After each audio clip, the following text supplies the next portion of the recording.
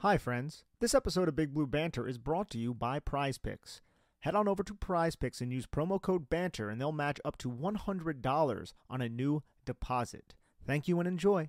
Welcome back. It's the Big Blue Banter, New York Giants football podcast. I'm Dan Schneier, joined as always my co-host Nick Filato, and it's a mailbag episode, so that means zero preamble. Let's get right into it. I will tell you this, Nick, and you know this, and for those listening, there were 12 pages of questions.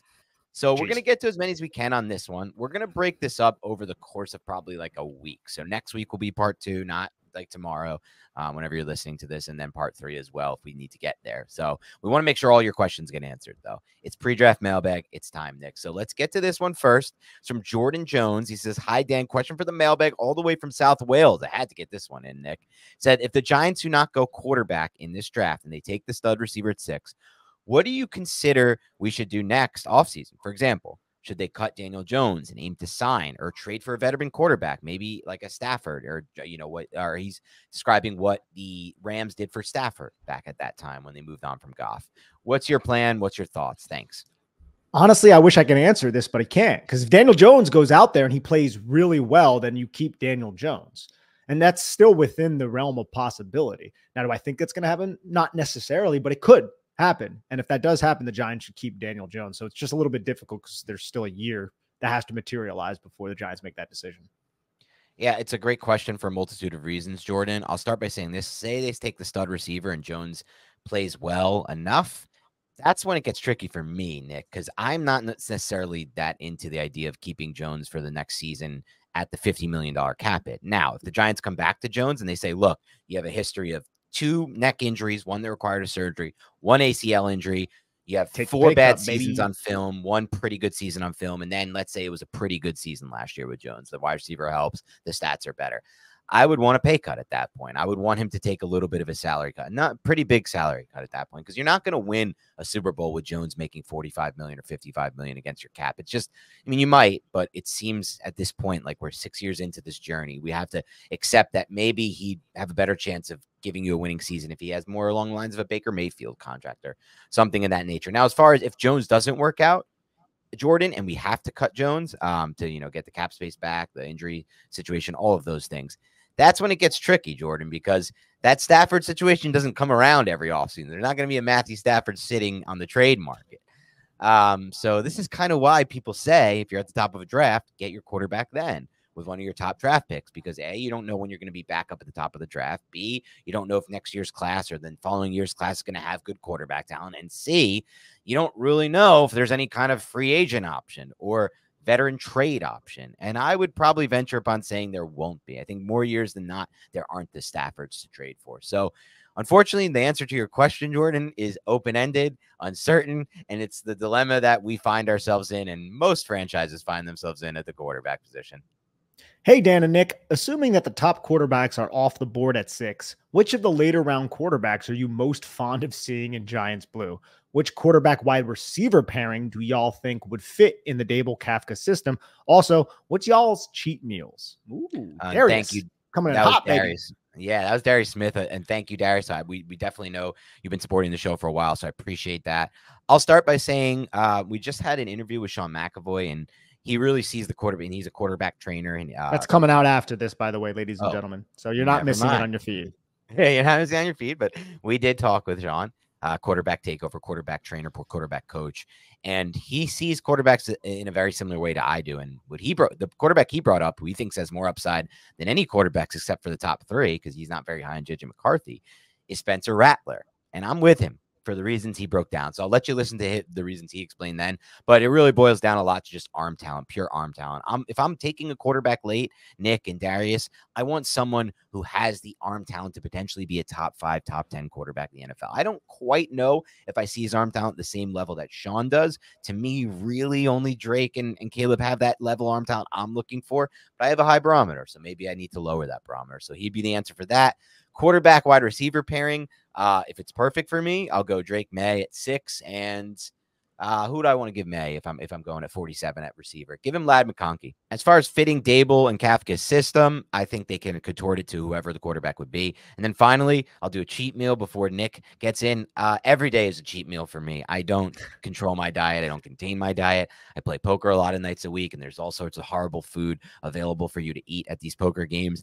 When I'm at home, I eat well. I don't buy any crap that I put in my house, Nick. So I eat great, and I exercise a lot, and I intermittent fast. So I'm able to control my weight and not become completely overweight.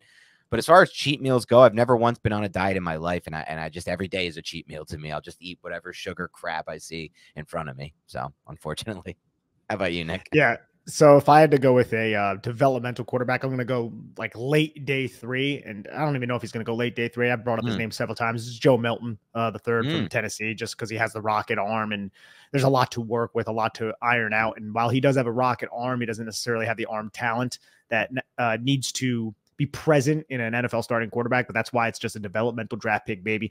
For quarterback wide receiver duos, let's go quarterback Drake May. And then wide receiver, Ricky Pearsall in the second round. Ooh, yeah. And the Florida wide receiver. I really think, look, I don't want to say people are sleeping on him because it's like everybody's favorite quote unquote sleeper or second round wide receiver.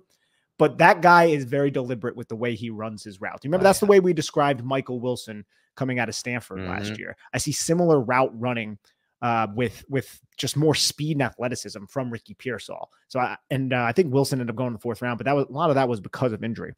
Right. Now, cheat meal, just going to say sweets.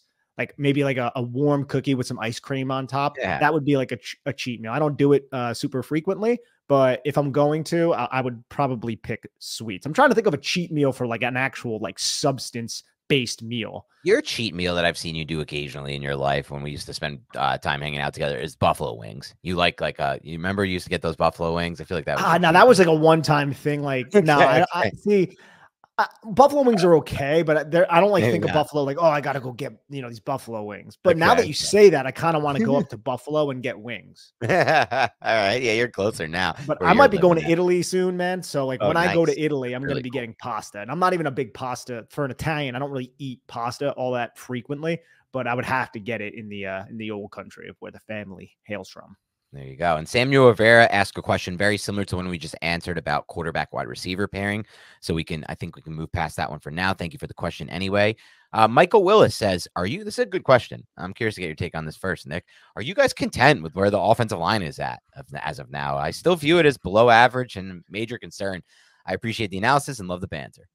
Thank you so much, Michael. I wouldn't say that I'm content. I'm pleased with what Joe Schoen did in free agency to address the offensive line and give the Giants flexibility heading into the draft. But I don't think I'm ever going to be content with the offensive line until this offensive line has at least like 8 games of stable play. Yeah. And maybe even more, because I'm just going to be afraid that it's going to be 8 in a row. We'll take 8 in a row. I'll take 8 in a row. So no, I am not content. I would like the Giants to still look at the offensive line position in this draft, maybe not in the 1st or 2nd round, since there are a lot of other needs and a lot of other talented players that could be available at the point where the Giants are picking to satiate those needs. But yeah, I wouldn't say that I am quite content, but it's much better than it was last year.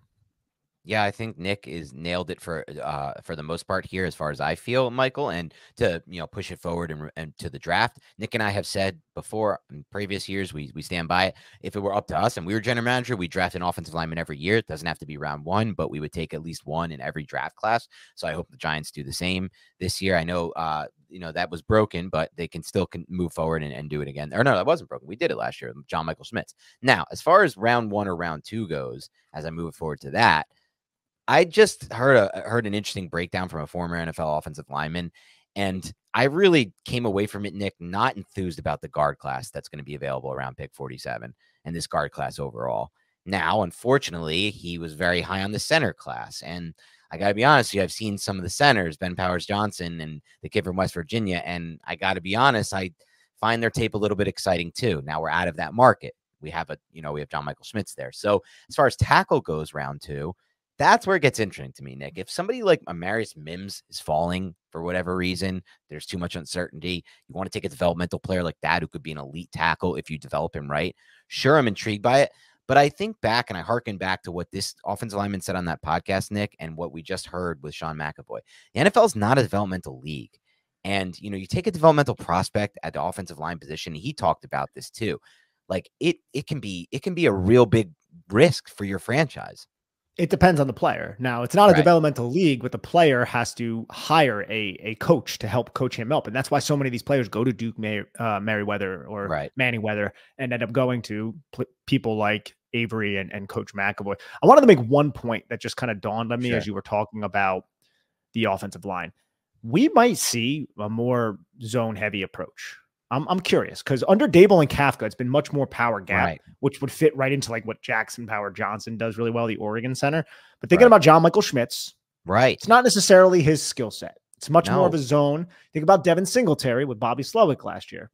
A lot more zone. Now he's run a lot of power and gap when he was with Daboll before that, right? So I just started thinking like John Runyon Jr. I hope that's the case. Right.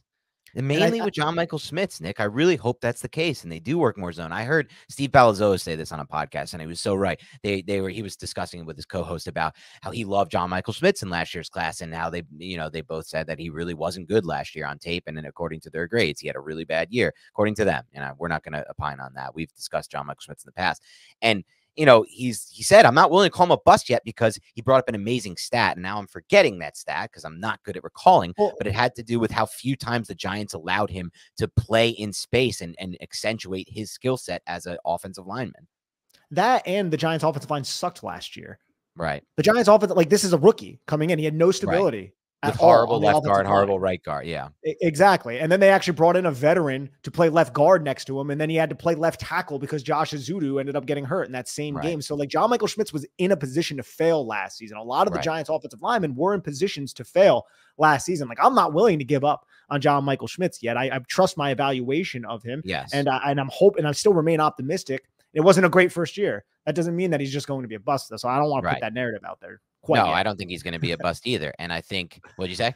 I said quite yet, you know, if I don't. Next year, it's like, oh shit. Yeah, then you start to worry after year two. I agree. But it wasn't like he was Evan Neal bad either. No, he was not Evan Neal level bad. And I'm gonna find out what that stat was. I'm gonna put it on Twitter because it was a great stat. It's basically out of all centers, he was like fewest in whatever it was, and it was essentially allowing him to pull and get into space and do what he does best, in my opinion. You show off that kind of ability and that functional athleticism in space. And the Giants, for whatever, maybe it wasn't pull. I'll have to find that stat. Steve Palazzolo, if anyone who listens to the podcast can find it there. But just something interesting to think about with the offensive line. Answer your question though, I don't think either of us feel fully comfortable yet. Nolan David Magara 8810 says, with all the draft content I've absorbed, I have learned that none of the incoming quarterback prospects should be starting their rookie season. Can you give a brief overview of some of the challenges of switching from college offensive football to the more challenging NFL concepts of offensive football? Yeah, great question here, Nolan. And I would probably contest your assertion that none of them should be starting the rookie season. And I think even if you looked at last year's class as an example, you'd probably say CJ Stroud shouldn't be starting his rookie season. Well, CJ Stroud did start his rookie season, and now the whole trajectory of that franchise has changed, and he took them all the way to the playoffs. And I think that could be the case for some of these quarterbacks as well. I'm not as sold that they can't start in year one. And I think for generally speaking, Caleb Williams should be the starter day one. And that's just, I'll stand by that one. I think he's a different level of quarterback. But as far as what are the challenges, because you're right, generally speaking, they need time to develop, and they probably shouldn't be starting right away. Most of these guys, especially the developmental ones. So some of the challenges, the biggest one for me is just and Nick, I'm curious to get your takes on this. The biggest one for me by far is the difference between college football and the NFL. In a multitude of ways, starting with mainly the rules with the hash marks. Based on the rules in the college level, there are just wide open spaces one side of the field that quarterbacks can just use to their advantage, right? Because the ball isn't spotted in the middle of the field like in the NFL. So you have one side with a ton of space, the other side doesn't have as much space, but you just utilize that space side, and it's really hard for these college level defensive backs to make up the space and to, close that gap. And then that goes to the second part for me, Nick, which is not just the rule changes, but you're facing a much worse version of defensive backs out there and much worse version of cohesive defensive units based on the coaches who aren't coaching the same kind of systems, and really are the systems within, you got college kids trying to play a system and they're not always on the same page, especially if they're zone heavy. I see tons of communication breakdowns when I watch tapes of the tape of the receivers and the quarterbacks. quarterbacks that I'm just not going to see at the NFL level. Everything looks so much more condensed and concise. Now, you will see it occasionally. Remember the Vikings with Donatel and the Packers that year, too, the 2022 season. There were some breakdowns there, but not to that extent. So I think the biggest things for me, Nick, are the difference in the systems played that these quarterbacks face, the difference in the rules. That's the number one thing. And then obviously the talent that they're facing. There's a difference in just being a professional too. There's going to be more accountability on yourself. You're not at the college level, but I would say speed. You're going up just against a much faster athlete on the other side of the football. And that is enhanced because there's not as much space and you can't just hyper target the field side, which is massively different than the field side in the NFL.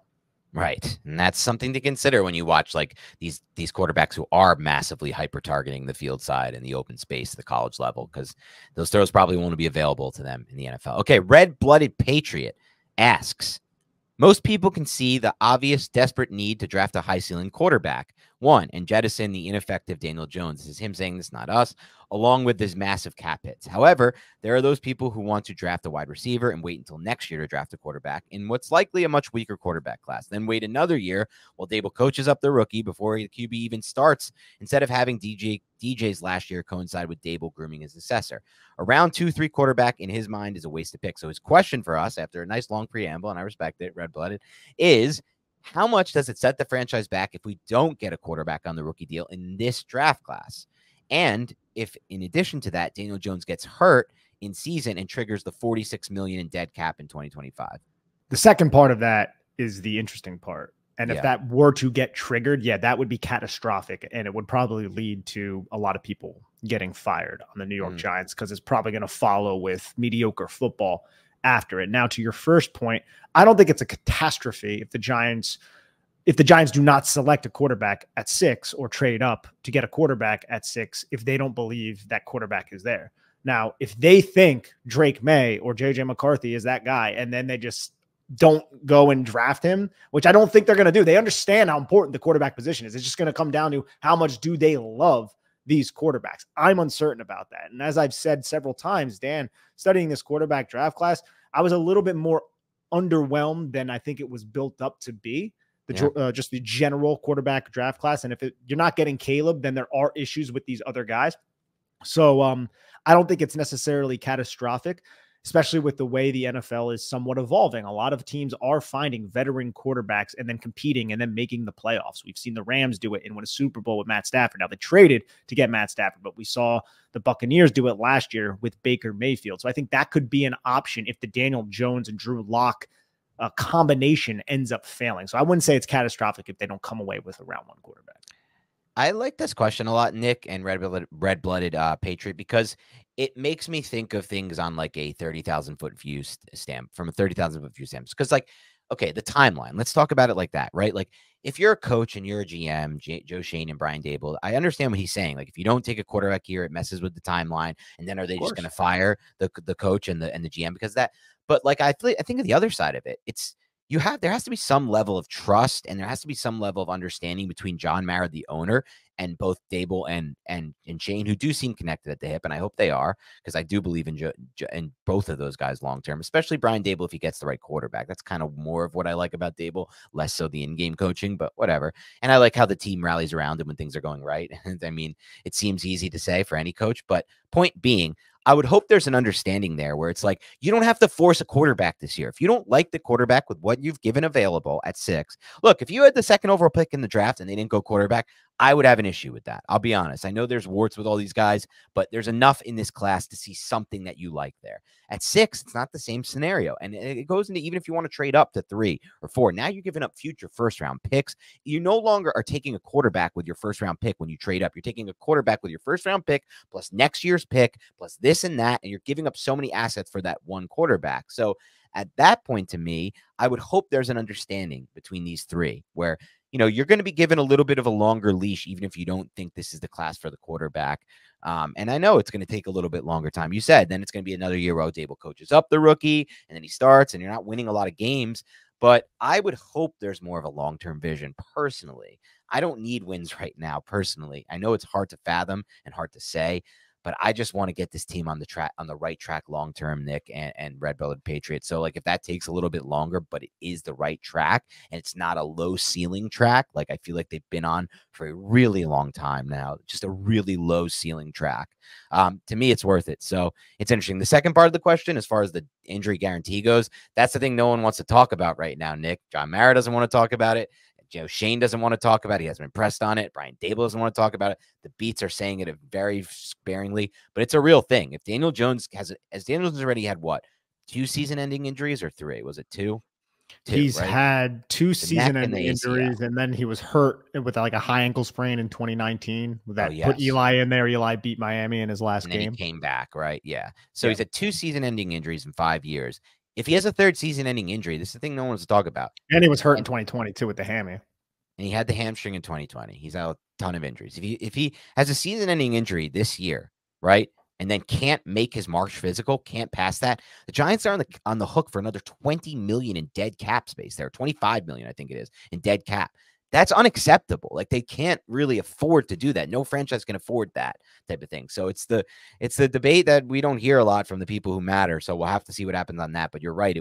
I agree with your assessment that would be very, very bad for this franchise. Great question. Great question. Now we get a fun one by End Brokenness 2. He asks, if I told you I'm buying tickets to 5 different concerts, which ones you picking? All right, I'll go first, Nick, because I know you might need a little more time for this, and this is just top of my head because I didn't plan for this. Now, okay, yeah, you go. No, what were we gonna say? I was gonna say I'm gonna bring in bands that aren't necessarily historical, but members of said bands or performers have passed away at least in the last 40 years. Oh, no. You can't do time machine stuff. If we're doing time machine, if we're doing time machine, I'm going back to live. You can do your version. I'm going to do my version. Okay. Fine. I'm going to give 2 time machines and then I'll limit myself at 2 time machines. You can't go more than 2. 2 time machines. My first time machine is live at the Fillmore East, the Allman Brothers, 1971. I think it was, whenever that was, live at the Fillmore East. I think it's the single greatest live performance of instruments that could even be possible there. The between Dwayne Allman and Dickie Betts, them trading off guitar there just could not be played better than it was played that night. Second time machine would be the How the West was one. I think it was I think it was at Madison Square Garden, Led Zeppelin. That live show, just unbelievable. Now, living concerts. The first and foremost for me, Nick, is a band I've never seen live. I've said I wanted to see them live. I know you like this band too. It's one of the few bands we like together. I just need to see them live, and it's Red Hot Chili Peppers. They're number 1. So you get me tickets now. Live. It's like the only band I've seen live. Yeah, it's crazy. My problem with that is I don't want to see them with where they've been playing lately. They've been playing like massive stadiums. I don't want to be in section 200 watching the Red Hot Chili Peppers. So I need like a good seat for that, unfortunately. So I'm paying a lot of money. So Red Hot Chili Peppers, another band that comes to mind. You give me 5. I'm going to see My Morning Jacket again for the 15th time. Now, it's only going to be the 4th time I've seen them, but I'll see them anywhere, anytime. They're my favorite living band. So I'll go with MMJ. I'm going to go with Krungbin as another one. That's 3, and I've already hit my 5 quota, and I could keep going, but we'll limit it to 5. I'm gonna give you 2 time machines, Nick. That's all you get. I get 2 time machines. Okay, well then Queen is definitely Queen is gonna be in there, and I think I would go to the concert they had in Sweden. I don't have the dates specifically nailed down because I'm not a nerd like you are. Red Hot Chili Peppers, I have seen them. It's like the only real band I saw. I saw them at State Farm Arena last year. Very, very good, but they were more so doing their album. They didn't do Under the Bridge. I was a little upset about that. But I would go and see Red Hot Chili Peppers again. My other time machine one would be Linkin Park with Chester alive. Yeah, I'm a big Linkin Park fan. I'm on a Linkin Park kick right at the moment. And then I'm going to throw another time machine in there. Mac Miller. I would love to see Mac Miller before he passed away. And I like that call. Avenged Sevenfold and Kid Cudi. Oh, nice. I'm going a couple more times. I'm going another time machine. Another time machine would be if I could somehow watch Big L perform live. That would be unbelievable for me. In my opinion, the single greatest rapper of all time. And as far as living, I'll go one more. If Kendrick Lamar ever did a Section 80 tour where he's just playing that album front to back, I would go to see that in a heartbeat. I think it's by far and away the best thing he has on his discography. I like his other stuff, but it just doesn't touch that level. So those are our picks there. All right, we're going to go to Jack because I'm not going to pronounce, I'm not going to read out his Twitter name. So I'm just going to say Jack. He says, what has impressed you guys most about Joe Schoen and Brian Daboll during their tenure here? And what has unimpressed you the most? I like that question. I gotta say, Jack, if that's your actual first name, your Twitter handle is very fitting, and I hope you laugh at that. So, what has impressed me most about Schoen and Brian Daboll's tenure here? I think it was in the first season identifying pieces for their coordinators, and every one of those pieces basically having a substantial role to the Giants winning a playoff game. The Fabian Moreaus, the Nick McLeods of the world, the Isaiah Hodgins. So it would be the pro football scouting department portion of success that we saw in year one. What have I been most unimpressed with is the development of young offensive linemen. Now, a lot of people like to blame Bobby Johnson. It could be a bigger issue than that. But as we heard from McAvoy, it's not a developmental league. But I think a lot of those players that were selected, and a lot of the players in general that were selected, guys who were selected late, it's with the idea that they can be developed in some capacity, right? It's not just like they're at practice, like, oh, we're not going to develop you. Like, there is some teaching going on. It's just, you can't really hyper focus on it because you have other really important tasks at hand. So I would say that it's the lack of development would be the thing I'm most unimpressed with. What about you? Great answer. I'm going to say the thing I'm most impressed about individually, Joe Schoen, would be just his navigation of trade markets. I feel like he does a really good feel for trade markets. Trades traded back in the draft. He's trading up in the draft. He's done a good job. I thought the Brian Burge trade was an excellent job of him striking there in a good spot there. The Leonard Williams trade was just absolutely phenomenal stuff. Like, just as good as it gets, the Leonard Williams trade. So trade market for Joe Schoen. For Brian Daboll, it's been how he's developed quarterbacks. I thought what he got out of Daniel Jones in 2022 was absolutely phenomenal. I wasn't sure at that point you're going to get anything out of Jones, and he was able to find a way to mitigate all the things that held back Daniel Jones and really accentuate, I guess you could say, the things that he does well.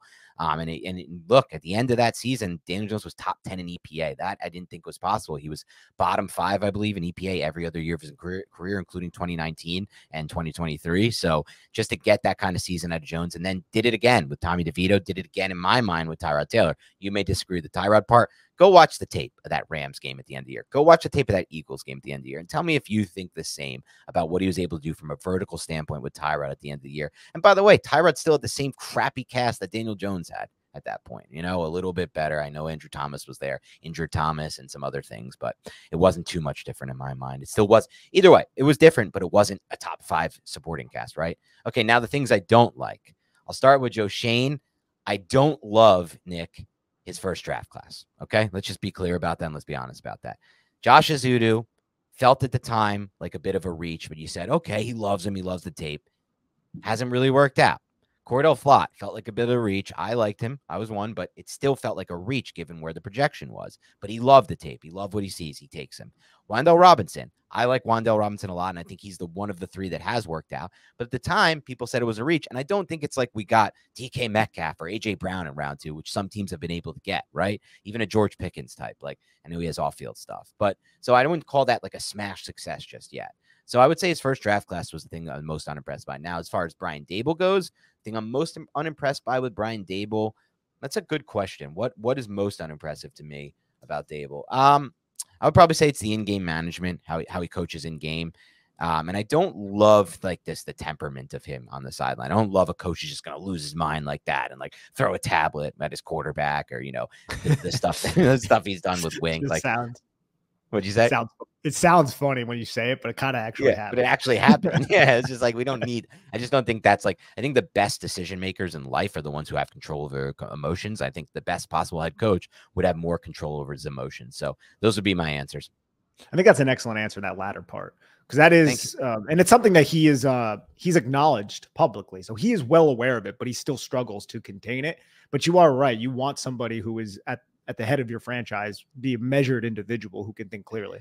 Can I tell you why I'm laughing real quick? It's just, please. It's a mailbag, bro. This is loose. Where you just said applies so much to my life. I have an issue of having no control over my emotions at a poker table when I get a bad beat and I freak out and I lose my mind. And then after every single time, I'm like, I acknowledge this. I don't want to be doing this. I even right now, I'm like, I don't want to be doing this. And that in the moment, you just snap and you see red and you just can't control your emotions. I don't know. Based on my own personal experience, I'm very cautiously unoptimistic that Brian Daboll will change his tunes. Okay. I don't see it happening. Maybe you need to go to therapy. I don't know what it would take to get there to have better control over your emotions, but I don't see any kind of big jump happening at this stage of his life. Maybe though. I have faith in you, Dan, man. I have faith. Yeah, maybe one day. Maybe not Brian Daboll, but you.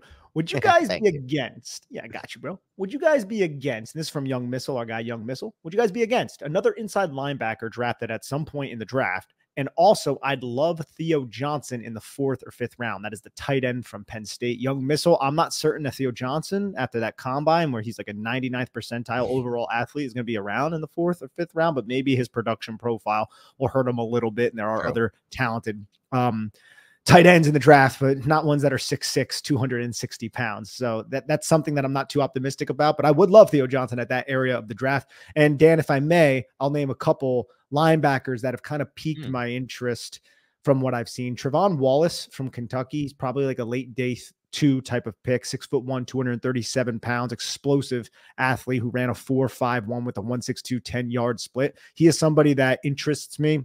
And then there's the kid from Mississippi State, Nathaniel Watson, who is a different type of profile, but he almost has 33-inch arms. And I just like the idea of the length. Now, he's a little bit more of a stiff athlete than Wallace, the one from Kentucky I was just mentioning, a little bit not as explosive is probably the best way to term it.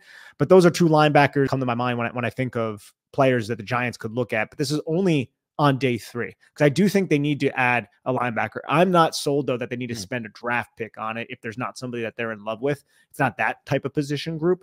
So those are 2 guys, though, that came to mind. Yeah, I think I'm along the lines exactly what you said. I'd like to add a linebacker. I'm not positive it needs to be in the draft. Okay, being a Giant, Bearded Lumbee, who has changed his name to, and we can all relate to this one, Nick.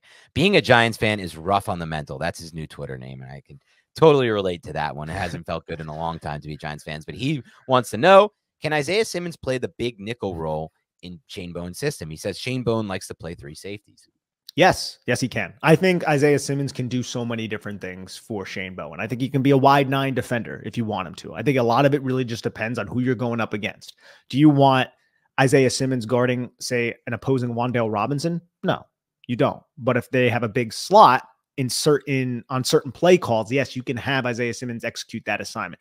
I think Isaiah Simmons, with the simulated pressures that are going to be run by Shane Bowen, and again, simulated pressures are a 4-man pass rush, but one of the pass rushers are a non-traditional pass rusher, meaning it's a linebacker, it's a defensive back dropping, and then an edge will drop off the line of scrimmage into coverage. Brian Burns, Kayvon Thibodeau, they can do that. Azeez Ojulari, they can do that. Isaiah Simmons, if he's aligned to edge, he can do that. So I think in certain packages, you can use Isaiah Simmons, not just in a simulated pressure manner, but even as a big nickel and be somewhat of a forced defender on these downs that are, could they run the football? Could they pass the football? I think it's at least in his wheelhouse. Doesn't mean he'll earn that job, but it just gives Shane Bowen the flexibility to try that if Isaiah Simmons earns the role. Yeah, I think you answered that perfectly, Nick. What's going on, Big Blue Banter listeners? I'm excited for the football season for several reasons. And one of those reasons is Prize Picks, which is North America's largest independently owned daily fantasy sports platform.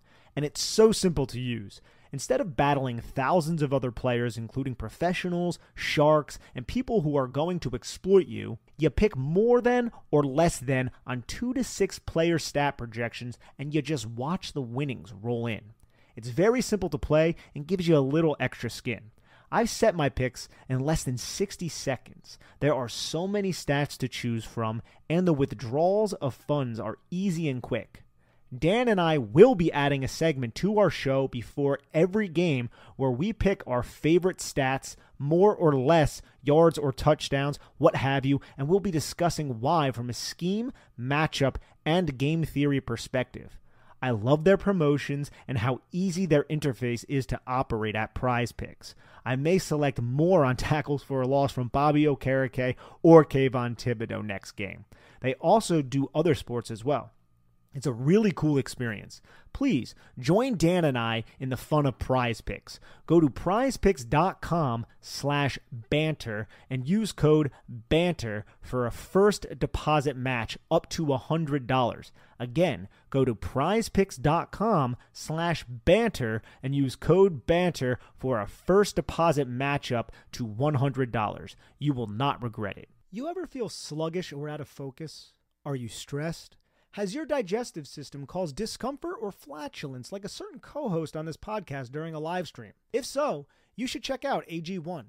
When I started drinking AG1 daily, I could feel a real difference in my daily health. I had more energy, I was better off at the gym, and I could focus on my work in a much more efficient manner. That's because AG1 is a foundational nutrition supplement that supports your body's universal needs like gut optimization, stress management, and immune support. Since 2010, AG1 has led the future of foundational nutrition, continuously refining their formula to create a smarter, better way to elevate your baseline health.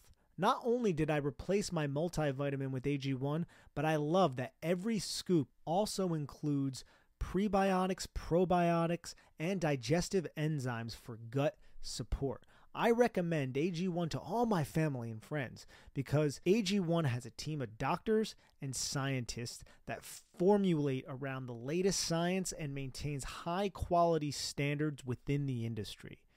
Even my friends have started drinking AG1, and they always tell me how energetic they feel and how it's helped them out at the gym, and also it's helped them manage their stress levels. That's why we're happy to have AG1 as our partner. If you want to take ownership of your health, it starts with AG1. Try AG1 and get a free 1-year supply of vitamin D3, K2, and 5 free AG1 travel packs when you first subscribe. Go to drinkag1.com/banter. That's drinkag1.com/banter to check it out. Our mental and physical well-being is of the utmost importance. Whether you're a world-class athlete or a podcaster like me, we all need to take that very seriously. That's why I'm excited that Unified Healing is sponsoring this episode of the Big Blue Banter podcast. Unified Healing is a new and super innovative global network of wellness centers powered by Energy Enhancement System, or EE System. If you haven't heard of the EE System yet, you'll want to listen up. This technology promotes wellness, deep relaxation, purification, and rejuvenation. Whether you're here in New York, New Jersey, Arizona, if you will, or hundreds of other locations across the globe, access to a center is easy and affordable. Interested in experiencing the EE System technology for yourself? Go to unifiedhealing.com/banter to learn more and find a center near you. That's UNIFYD healing.com/banter. No material or testimonials on the Unified Healing website are intended to be viewed as medical advice or a substitute for professional medical advice, diagnosis, or treatment. Always seek the advice of your physician or other qualified healthcare providers with any questions you may have regarding a medical condition or treatment. And before undertaking a new healthcare regimen, include EE System. A-Team Robert asks, if Giants don't go quarterback now, what realistic future options to upgrade the position? Yeah, and look, it's a tough sledding. I mean, I could tell you what my dream scenario is. My dream scenario is Trevor Lawrence gets fed up with Trent Baalke as his GM and just demands a trade. Or I think Trevor Lawrence is actually a free agent next year. And I couldn't think of a better person to maximize Trevor Lawrence than Brian Daboll, to be completely honest. But some more realistic options than that, because that's very unrealistic. I don't think the Jaguars will let a player like that get out of their franchise.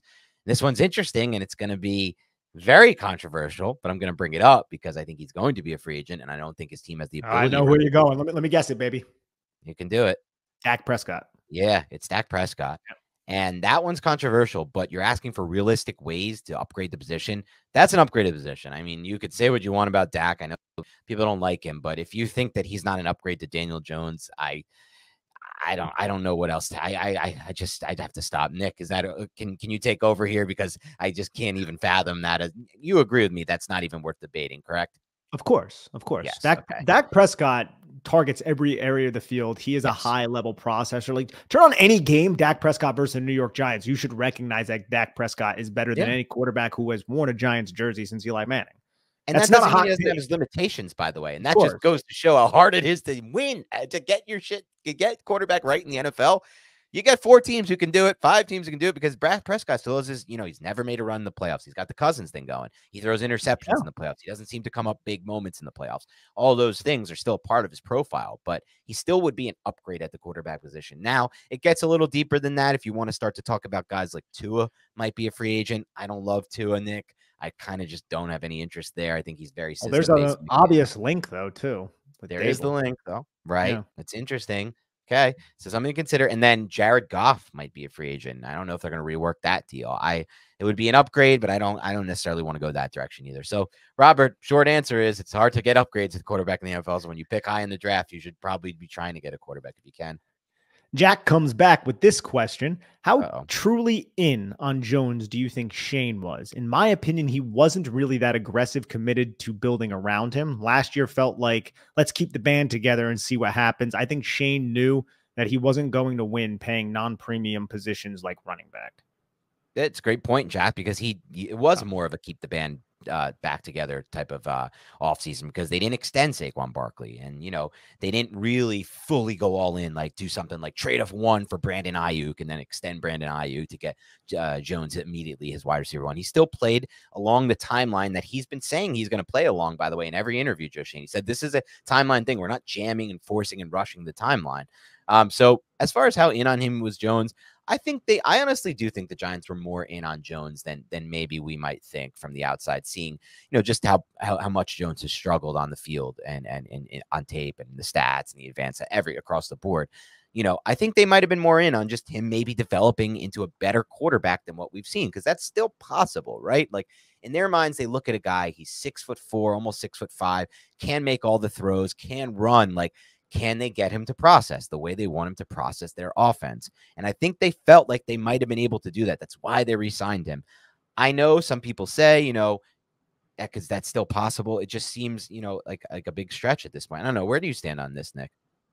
I think they stuck their foot in the pool and said, yeah, we're going to surround DJ temporarily, but not fully commit, because they're not going to sign the running back long-term in Saquon Barkley, but we're going to get him a weapon, and we're going to have him repeat what he did last season while also giving us an out as we extend him, because he is our best option right now. And he was the Giants' best option right now when they were picking 25th last year in the draft, right? Like they weren't going to have a shot at Bryce Young or CJ Stroud. They had a shot at Will Levis, but they didn't see that was an upgrade. And they also realized that the locker room was really intact. Everybody gravitated around Daniel Jones. They know Daniel Jones's work ethic. Daniel Jones, the first guy in, the last guy to leave. He's going to do everything in his power to have success, which is very important. And not every quarterback prospect can say that. So they loved the kid. It's just he is a little reluctant to throw the football down the field and trust his eyes when he sees something, which leads to a lot of check downs on deeper concepts that other more aggressive and more assertive quarterbacks will try. But I do think they I don't want to say halfway bought in, because they bought in, but they left the door open to go out just in case. Yeah, that's a great point, Nick. Joshua Stern asks, where would Daniel Jones be compared to the 2024 quarterback class? I think this is interesting. I had a great question. I had a late second round grade on Daniel Jones. I evaluated, I think, 7 of his games that I could get my hands on when he was at Duke. So I would probably have him just behind JJ McCarthy, I think is where I would have him. It's different though, because Michael Penix and him, there's a lot of, they're completely different prospects, right? So it's hard to really judge that. So Jones would be in that tier of Bo Nix, Michael Penix, I think, and then JJ would be higher than them. Yeah, it's a great question. Let me think about it. So I had a little bit of a higher grade than you on him, Nick. I had mid-second, but I think it was mostly just because of the tools, like the size, the speed, and the arm, and hoping it can get better. I never thought his arm talent was good as other people thought, and I still believe that. I don't think he does a good job of changing his arm slot. I think everything's over the top. And I don't think he has great velocity to drive throws, really. Even on the deep half, it's more of a touch throw.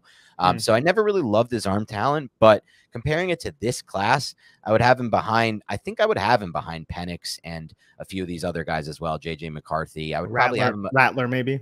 I think I'd have him above Rattler, even though I think Rattler has more upside, if that makes sense. And then as far as Knicks goes, I'd have him above Knicks. But the thing with Jones, the big thing with Jones is I was just not looking at quarterbacks the same way I am now as I was then. I was watching the tape, Nick, but I didn't look for things like that were alarming on his profile. For example, like his average depth of target was minuscule at Duke. Like it was one of the worst in the class. And that to me was something that should have been a red flag. Like if he's not throwing past the sticks at the college level, why is he going to do it at the NFL level, right? Also, a big thing with him, we've discussed this in some of this hasn't dropped yet, but the Jaden Daniels profile, and you know, how Jaden Daniels doesn't really use the middle of the field. Same thing with Michael Penix. It's the big reason why Justin Fields struggled. It's the big reason why Jalen Hurts regressed so much in 2023. Well, Daniel Jones was bottom 5 in the class at using the middle of the field at Duke. He didn't throw over the middle of the field either. So he didn't throw good average depth of target. He didn't throw over the middle of the field. These are major red flags that I just didn't even consider at the time when I gave him a mid-second round grade. So I think now looking back, knowing that stuff and how much I find that stuff to be important,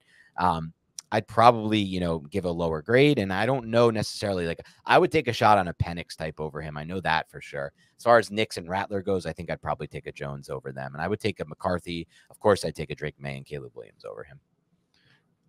Like, that's a good answer. Penix is the one that's really interesting to me. Yeah. I can fully understand why someone would take Penix over Daniel Jones. It is difficult to kind of think back 6 years, 6 years and be like, what was his evaluation? Like, I'm trying to forget everything that I've seen and put me back to where I was in 2019, which isn't exactly easy. All right. Sir King Bowman asks, considering that the New York Giants are in rebuild mode, what would pick would be most beneficial in 2 to 3 years? No consideration to this coming year. The number 2 wide receiver in this draft or alt? Please game it out. How can they fill each position going forward if the other is taken at 6? So great question. And thank you, Sir King Bowman. I know you've been a major supporter of our show for years, so wanted to make sure we get your question in. And I think, and you've DM me about this. So I think this is where our disconnect is on this, because I know you would like them to go offensive line. Nick and I aren't evaluating this like what's the best for them long-term. Let's game it out based on position. We're not looking for that. We're looking for players in the draft. And I think this is really the crux of where a lot of the disconnect happens for across draft season. Like, I could get on board with the case you're making that offensive line is more important right now for all the reasons we've said. This game is won through the trenches. I think you mentioned to me, or someone mentioned to me, think about your debate that you had with your dad in 2014, Zach Martin or Odell Beckham. Wouldn't we be better with Zach Martin? Yes, I agree with you on those things. But you have to look at the players, right? It can't just be position. This works out better for us long term. And I think when I look at the players in this class, I like Joe Alt because he tested well at the combine, and I think that gives him a little bit more upside. But I've watched him, and I don't think he's like a generational type tackle. And I shouldn't use the word generational. That's a stupid word. I don't think he's as elite of an offensive tackle as these big 3 receivers are as wide receivers. And I don't think it's really even close for me. So with that said, I'm not just going to draft a position that might help them better long term. I need players. I'm player first with every single draft pick, because guess what? There are massive bust rates in the NFL at every draft pick, even first round. But once you get out of the first round, once you get out of the blue chip range, now you're in mad. You look back at every draft, look at like 20, 30, all these draft classes, like half the class busts in round 1. And then after you get outside of round 1, most of these guys are busts round 2, 3, 4, 5, 6, 7, 8. Like, some of them will play a little special teams occasionally. They might start some games for you one year if you need them to, but they're not like big time hits. So I just got to take the player. Busting in round 1, it's a problem we all have. All right, let's move on. What are your thoughts on that, though, Nick? Oh, just we've talked about this a lot just over the years. Yeah. Like, I'm not going to just hyper focus on a position and say this is the position that we need to take if there's not a player there that is of the same caliber of someone at another position. Red Sea Dweller, what type of craps better are you? Besides obvious giving yourself odds on pass, I usually play 4, 5, 9, or 10. I have no idea what he's talking about, so please take it away. Oh, love this question, Red Sea Dweller. This is a question about craps, my game of choice in a casino. I don't really find much joy in blackjack. I don't really find much joy in roulette, but craps, the game of the casino. You stand around a table. There may be an asshole at your table who bets the don't pass. Let him do it, but everyone else is on the same side of every roll. So when you win, everyone wins. When they win, you win. It's no game is like that in a casino. So I'll tell you what, though, I'm a very generic. I'm trying to think of a good comparison for an NFL quarterback, but I'm like the Kirk Cousins of craps bettors. I am just playing the pass line fully. If the table is low enough, so if I'm playing like, I have some, I don't want to give away all my secrets, but there's a place in Vegas that has $5 min with $10 times odds across the board. It's as good as it gets. But if I have good low table min with good odds given by the casino, I'm just going to play pass line with full odds and just continue to hit the come bet. So I'm just going to play a come bet every single rollout. So we'll back that up with full odds, and I'm just going to light the board up with come bets and pass bets. But in casinos these days, they don't like to give you low mins. They like to put the mins high to really kill people. So if it's a high min table, my strategy that I usually play is all inside numbers. So I'm going to play 5, 6, 8, 9. I like the idea of the 4 and the 10. Sometimes I'll get a little frisky there and I'll buy the 4, I'll buy the 10. I'll never play the 4 or 10. I always want to buy it. So if I hit like on a 25, bought for, I doubled up to 50. And my strategy that I learned from my friend Chris Cody, and these aren't strategies, they're just like things you can do. Nothing gives you an advantage against the house, but I'll buy the 4 or the 10 for 25. I'll hit it once. And then if I hit it one more time, I take the whole thing down. So now I'll turn that from 25 to 50, and now I'll turn to 150. I've 6x the bet, and I'll take it all down. So those are just some little strategies I play with, but mostly I'm looking for tables with low mins and good odds offerings, and I'll just play the pass line and the come line. If I say something and you don't want to listen, don't listen. That's all right. Yeah, exactly. Well, I'll play the come line all day. But Gil Houlihan says, reaction to the latest Kuiper mock that has Giants taking Odunze at 6 and then trading up in round 2 for Knicks. I feel like Knicks won't get past the Broncos at 12, so it's kind of moot. But if he is there in round 2, are you against it? I'm against it as Dan Schneier, as the evaluator of these quarterbacks, but I'm not against it in the sense that if Brian Daboll and Joe Schoen feel like or Bo Nix is somebody who they could work and become a really good quarterback, I'm just going to get on board. I said this before. I said it about McCarthy at 6 or any of these players at 6, except for Penix. I won't accept that. But, if they take a quarterback, I'm just going to get on board fast and hope that they're right about their evaluation because they've seen a lot more tape. More importantly than the tape, they've met these guys, they've interviewed them, and they've had guys tracking them. They know the person that these are, something Nick and I will never know. But on the surface, I'm very against Knicks with our round 2 pick. I think I'm there from the sense that I'm just going to trust the process with Brian Daboll.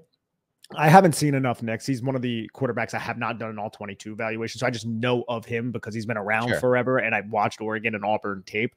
So I would just go with the first part of your answer of just trusting Brian Daboll. I don't really like the idea, though, necessarily of trading future assets to come back up if it's not for somebody that's definitely a difference maker, but I don't know that right now. So I think he's just saying, he did say, and then trading up. I thought he was saying if he's there in round 2. No, I'm definitely not trading back into round 1 for Bo Nix if it's up to me. This is the crux of the problem too, Nick, because I in the past I've said like I want the Giants to come out of this draft with a quarterback, even if it's not round 1, somebody developmental, but it really is specific for me, man. Like I would need it to be a Rattler or a Joe Milton type. Like I don't need a capped quarterback in round 2 or 3, like a Bo Nix. Like I don't need these guys who might have no opportunity to be a top 5, top 10 quarterback. I need arm talent, to be quite frank. I need really good arm talent. All righty. Who are the 5 players on both sides of the ball that you believe will have the biggest impact with the way the current Giants roster is constructed, excluding the sure things like Dexter and Andrew Thomas? All right. This is tough. We only get sure things. Oh, yeah, baby. I was going to say Jordan Phillips, Miles Boykin, Isaiah McKenzie. Okay, no. All right, let's get serious. So let's take out Dexter and Andrew Thomas and go with the 5 guys. So this is for the entire, this is going into the future. It's not just for this season, correct? I think he's just saying the biggest impact this year, I thought is how I interpreted it. Okay, so way the roster is constructed, yeah. With the current way the roster is constructed, biggest impact for this year, 5 on offense. I'm going to go with John Michael Schmitz, Wan'Dale Robinson, Jalen Hyatt, Daniel Jones, or whoever the quarterback is, and Evan Neal. Interesting. I see what you did there. I interpreted the question a little bit differently, but I understand what you're saying because like it still would have the biggest impact. The quarterback would have to be in the 5, right? So it's a tough question. I'm going to go with just the players I think are going to take a step forward in my head. That's the way I'll interpret this question, and that it could be the wrong way he wanted it, but this is how I like it. Wan'Dale Robinson, step forward. Hyatt, step forward. Bellinger, step forward. I'm putting my heel down for that one. John Michael Schmitz, step forward. And now the 5th one. Give me Eric Gray step forward. I'm still going to go back to what I saw on tape with Eric Gray. I really like the tape, and I'm just going to bank on a year 2, especially if they do run more zone, like you've hinted might be possible. Give me Eric Gray. We're going to remove Brian Burns and Deonte Banks. Let's do that, okay? For defense. You're making it really hard. That's not fair. I know. So Kayvon, obviously. Bobby Okereke, obviously. And then Jason Pinnock. I'm looking through the roster right now. Isaiah Simmons and Cordell Flott. I don't know if Flott is going to. So the way I'm interpreting this is like, how will if the Giants are going to like turn into a good football team, you need these players to hit their potential. That's kind of how I'm taking this, right? And I think you could throw Micah McFadden. There's a lot of players. Azeez Ojulari, what the hell is he going to do? Is Aaron Robinson alive? Is he a ghost? Like all of these questions are kind of grouped into this, but that's how I interpreted this question. So that's what I want. Like, I would love if Isaiah Simmons actually like was the Isaiah Simmons people thought he was when he was drafted in the top 10 many moons ago, back in 2020. I don't know if that's the case. I would love for Dane Belton to make this list, but who are your 5, bud? I'm going to go with the same and just add Dane Belton to that list. Okay. Chandler Rubin asks, would drafting Rome Odunze and Michael Penix after be a positive given their chemistry, or could it create too much conflict if Penix does not end up as the starter for his first year? And will it be worth the potential assets to trade up into the back end of round 1 to secure this combo? I think it would certainly be positive from a chemistry standpoint. I don't think it would create conflict. I mean, Odunze, everything that I've heard about him is he's, straight away very professional. I don't think he's going to be sour because his boy's not starting, right? Like, I don't necessarily foresee that. But would it be worth it? An older quarterback prospect with that many injuries in his past who's kind of struggled. I don't want to say struggled, but he does a good job getting rid of the football under pressure, but doesn't necessarily find answers as well under pressure. He wasn't under pressure all that much either at Washington. And I don't necessarily want to part ways with the assets to trade back into round 1 either. So I'm not necessarily for that, but I don't hate the idea. And I think from a chemistry standpoint, it makes a lot of sense. Yeah, I'm a big believer in quarterback receiver reports. I think that's only a massive positive, but I'm not personally a believer in Michael Penix's ceiling. And with that in mind, I'm not interested in trading back into round 1 for him. Okay. Scott Mitchell asks, if you could watch one type of throw from a quarterback to evaluate him, this is an interesting question. What would that throw be? Same question for wide receiver. What would that route be? Oh, wow. So that is a very good question. I think for the route, if I wanted to watch one, I want to see somebody who is showing precise footwork on a cut. So I want to see the wide receiver in a press alignment. I want to see him win to the inside against a wide receiver or against a cornerback who has inside leverage, just slight inside leverage. So I want to see him slide that defensive back off his base and then win inside, bend, stack, and then maybe run a corner post route. So this would be like a number 2 wide receiver, a corner post cop route. So he's going to stem at the top of his break, act like he's going to the sideline, put the outside foot into the ground, and then break back to split the safety, forming the post. That's what I want to see from a wide receiver, but you can say pivot route. I'm just kind of doing that route because it does showcase long speed a little bit more than the pivot route does. Now for the quarterback, the throw that I want, dude, it might be like a middle of the field. I don't know if cross or dig, but with a linebacker tight and a safety bearing down. I want to see, like, we've seen Drake May make this throw a bunch. Like, not necessarily a whole shot is more so like, I mean, that is a whole shot, but I think it's more so on the sideline to like cover 2. Like, I want to see that too. But I love the confidence is, I think, how McAvoy termed it. And it does make sense. And I have this in my notes about Drake May, the confidence that it takes to rip the football into the middle of the field where there's like 4 defenders that in between those defenders, there's just a little bit of space where that football needs to go. And the quarterback finds a way to get the football there. I think it takes balls to do that. And it also takes a lot of arm talent to fit the football into that spot. So I'm going to go with that throw. So I'm smiling because you watched the Georgia Tech game from Drake. Oh my God, it's beautiful. Did you see the one throw he made over the middle of the field with 4 Georgia Tech defenders all around? That the throw he made with basically 4 Georgia Tech defenders around in the middle of the field was one of the most insane throws I've seen from a college quarterback as far as just fitting a tight window and having the balls and aggression to make that throw, understanding your arm talent can get you there. Those are things that can't be taught that Drake May has, that a lot, in my opinion, basically almost this entire class does not have, with the exception of Caleb. But, as far as my answers go, Nick, I would say same thing to you as far as the quarterback goes. I thought that was a great answer by you. Now, my issue with that, Nick, is that, my favorite throw that Daniel Jones makes is the in-breaking dig route off play action when he snaps his head around. But the problem being, do you have this Drake May throw to show that you know the one I'm talking about? I cut a lot of film, my friend. Cut a lot of film, my friend. Well, don't save some of it for a Drake May pod. Oh, it's okay. We can show the one play that. Yeah, this is like it's just insane. This is insanity to fit this, and it ends up not getting caught. And that's I know. That's a lot of May's tape, by the way. How many of those great throws did you see him fit that get dropped? a lot this year. A lot, man, a lot. And yeah, you'll say that's a difficult catch. We should put it more on him. My thing about that is like Drake May and quarterbacks like Drake May, they throw with such good anticipation that the receiver has to make a good catch. And people might be like, oh, the ball's not placed optimally, but it's like that play is not going to happen if the quarterback doesn't make that throw. So it's contingent on the receiver to get his hands on it and secure it because the window is so freaking slim. And he has the balls, like I said before, to actually attempt that window frequently. Because there are a lot of drops on film where the wide receivers get their hands on the football and they just can't secure it. It's not an easy catch, but it's a catchable catch. But there's no catch if the quarterback doesn't throw it there. Right. And May is making that throw. And I think that's a trait, a quarterback trait. I don't know exactly what the term is for that trait. Could be anticipatory passing, whatever. I think it's also just like the confidence to throw that football. It's something that May has that you just don't see a lot of quarterbacks have coming out of college. Completely agree with you. And not only is it the confidence to make that throw, and that's the trait that we can't figure out the term for, but also, even if you have that confidence, you got to have the arm talent to make that throw. Yeah. And I don't think a lot of quarterbacks have the arm talent to make that throw. I know Drake May has that, and that can't be taught. But the answer to the question, to circle it back, for me, the receiver, the route that I want to see, Nick, is the one that I think defines you at the NFL level as a wide receiver, because it's just the area of the field where it's going to be open. It's the reason I like A.D. Mitchell over Thomas, as Brian Thomas, as far as projection goes. It's the in-breaker. It's that intermediate in-breaker. Can you sink your hips? Can you get out of that break fast? And can you create that separation? And then can you flash your hands to the football? Can you be strong at the contact point? That stuff I still have a little bit of question marks with A.D. Mitchell, but I do feel like his actual movement skills, the ability to win in the middle of the field, to me, that's the most important thing for a wide receiver. You talking about a dig, or are you talking about like a slant off the line of scrimmage? No, a dig. The slant, both. The slant's more of just, can you win with your release off the line of scrimmage? That's great too. I'm talking more about a dig.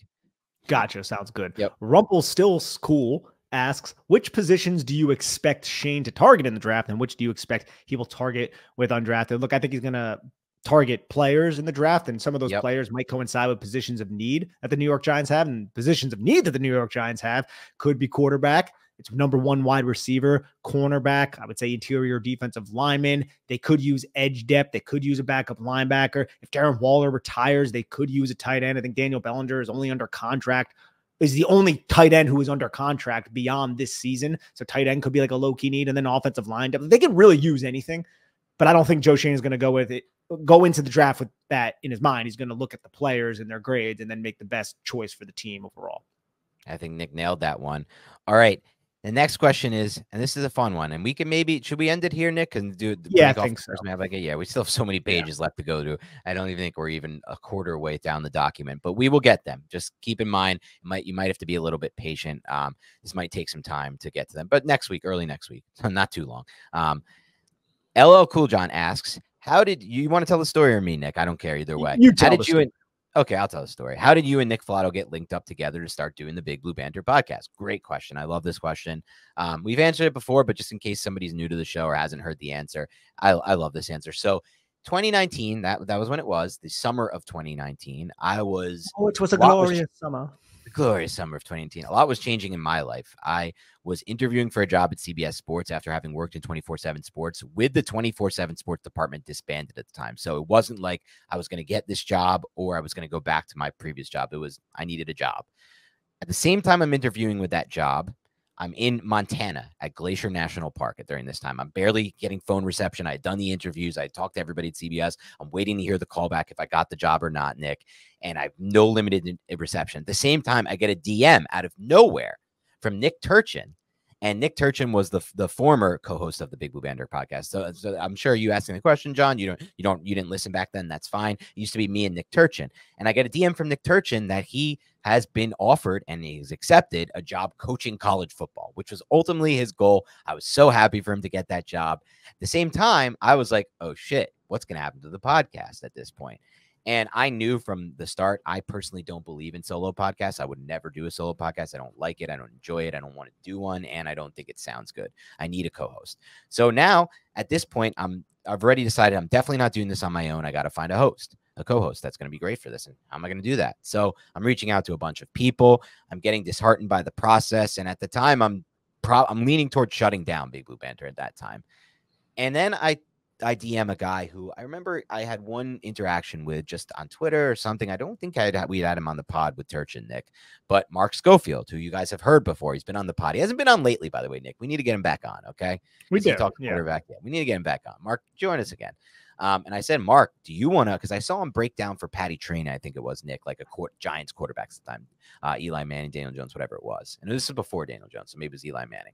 I said, do you want to join me as a co-host? And he says, I don't have the time for this. I can't fit this in my schedule. But you know what? I do have a guy who might work for you. And he sends me Nick Filato. So now I check out Nick Filato. I don't know anything about Nick Filato, even though we both live in Jersey. I click his Twitter profile. It's that picture you guys all know from his Twitter that looks nothing like him and has never looked at any point like him. Oh my God, you kidding me? If I shave my mustache right now, that's nothing like that. No, that you didn't. Dude, 100%, man. You've never been that tan before, except for that picture. Let me start by saying that. Yes, dude. Oh, that's the dumbest take. That's the dumbest take, dude.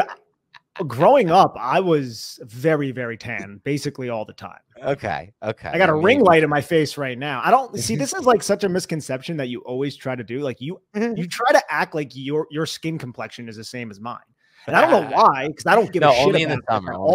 Only in the summer. It's not even close though. Like it's one of the more delusional takes. No, like you get dark for a Jewish person, but you don't have the same. You don't have the same complexion as me. Like and that's fine. That's whatever. Like I don't give a shit, but I just don't understand why you try to do that all the time. I am only messing around. I don't actually believe that, but I don't know. Are you sure? Nick.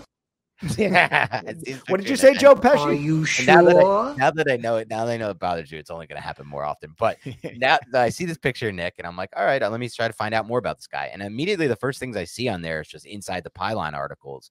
And that's an old site that Nick used to write for. So I click it, and immediately I'm like, oh shit, I'm sold on this dude as far as like what he's going to bring to the table for from the podcast standpoint, content wise, because you guys know him now. He's amazing at film stuff. He's as good as he knows. But that's only one component of a podcast. The most important component of a podcast, and this was I had to figure out, was the chemistry that we were going to have. And like, can we talk? Because we're going to be talking for hours. It's not just going to be film breakdown every second of every pod. We got to have the chemistry. We got to talk. I want to make sure he's funny, he's charismatic, all these things that I believe are important to making a good product, entertainment value. So I called Nick up. And we talked for a bunch on the phone about our Giant fanhood. We talked about his life, my life, and things like that. And I just knew, like, this is going to sound weird, but I just knew immediately the chemistry was there. This was going to be a hit. So we actually decided to meet up, I believe, at the time you were living at Constitution. And we met up and, that just in person as well, just to confirm it. But it was good. And then we actually didn't record a podcast for a while because, it's just things of that nature. We were both busy at the beginning of the year. Our first podcast was actually a few games into the season, as perfect timing as it could be, after Daniel Jones's first start against the Tampa Bay Bucs. So that's the story of how this podcast came together. Anything I missed there, Nick? No, it was actually pretty amazing. Like Daniel Jones, like people, like we have our opinions on Daniel Jones. Like Daniel Jones's first career start was the first game. It was fire, right? And it was the first game Dan and I covered together. Yeah. It was the first game that afterwards we were like, what the? I thought we had it, dude. I thought we were like, oh my God. Like, you said you had a late second, I had a mid second, but I'm immediately willing to throw up my scouting report if a quarterback proves to do that. Dude, it looked like he was on pace to be like unbelievable. He had that rollout throw to his left to Slayton, that post to Slayton where he's rolling to his opposite shoulder. Still might have been the best throw in his career. It is the best throw of his career by far. People crazy. Say, oh, what about the Minnesota Vikings one to Hodgins? That was good. That was like 18 yards down the field. This one was like 45 yards down the field to Slayton. It's the best throw of his career to me by far. And just in general, he was amazing that game, right? Like he let him back for the win. He had a rushing touchdown, which was awesome. He had multiple passing touchdowns. He had the throw to Shepard in that game. Do you remember the red zone throw to Shepard? I don't remember the route, but it was like swarmed by 3 defenders. You want to talk about tight windows? Do you know the throw I'm talking about to Shepard? That red zone. Vaguely. Okay, I haven't seen it in a while. So I'm trying to remember the route. Someone will tell us that he threw the ball to his right and just fit it into such a tight window in the red zone there around 3 Bucs defenders. He made 2 of the most special throws of his career in that game. So I really was like, as any fan will be, and this will happen if next time the Giants get a quarterback, I'll be, in on the highs. And I was in on the high then, and it was a fun game to break down. And that was the first one we did. Yeah, man, it's been a lot of fun. And Dan and I, for those who listen to the podcast, it's not just we're co-hosts, like we're actually like friends. Yeah, we hang out. We have like a lot of like shared. Like Dan has showed me some like really funny shows, like some of my favorite shows, like Nathan Fielder. What is that called again? Nathan for you. Yeah. Nathan for you. Like he showed Yeah. me that, and I was like, oh, what's this show about? And I was like, dude, that's like the funniest thing in the world. It's the most I feel awkward. like you didn't. cringe I feel like thing. you didn't watch Curb until we met, right? Didn't I get Well, you to Curb? but I was a You knew huge Seinfeld. fan of Larry David because of Seinfeld, and I'd seen episodes, but I didn't have HBO. So right. I didn't get to watch it. When I would come over, we'd watch it. And then I got HBO and I started watching it. So it was cool, man. Yeah, man, it was great. And we've become good friends off this. I really truly believe Nick is now one of my better friends in life, which is crazy to think about from someone you met online. And so it's great. We've been really happy about it. And the funny thing to me, Nick, is it's been great so far, and yet we've had is truly misery from the Giants standpoint. Like, can you imagine how good it's going to feel and be, and how fun it's going to be to talk about this team if they're ever like a Chiefs level good, if we can ever get back to that? Like, I shouldn't say back. We've never really been that in my lifetime, but even if we're not even a Chiefs level good, even if we get back to the 07, 011 stretch where we have like one of every 4 years is a championship run, God, this podcast is going to be so much fun for everyone involved. You won't be hearing us called haters or anything. We're just going to be super positive. It would be amazing, man. That's the hope. That's the hope, and that's the goal. Yes. All right. Thank you to everybody listening in to the Big Blue Banter Mailbag Part 1, pre-draft Mailbag Part 1. Again, we're like 30% down this dock of questions. I know you guys asked a lot of questions. I'm pretty sure if you're listening, you might be one of the 70% who didn't get your question asked and answered today. So just know it's coming next week. Mailbag Part 2. You'll hear it. You'll get your question answered, and we're excited to do it. So have a great rest of your week, and we'll talk to you soon.